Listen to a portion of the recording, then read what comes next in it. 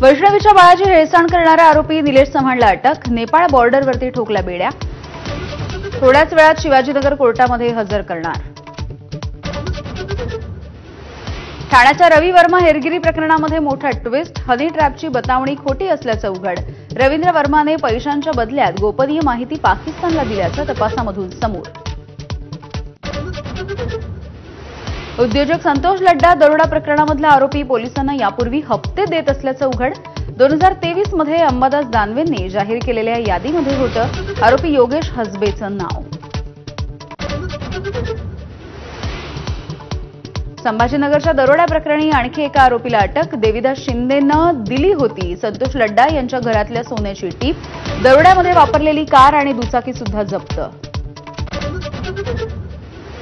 दोन्ही राष्ट्रवादी एकत्र येण्याबाबत शरद पवार यांचं पुन्हा एकदा वक्तव्य. राष्ट्रवादी एकत्र येणार का असा पवारांना प्रश्न, तर मला माहिती नाही. शरद पवार यांनी बोलणंच टाळलं.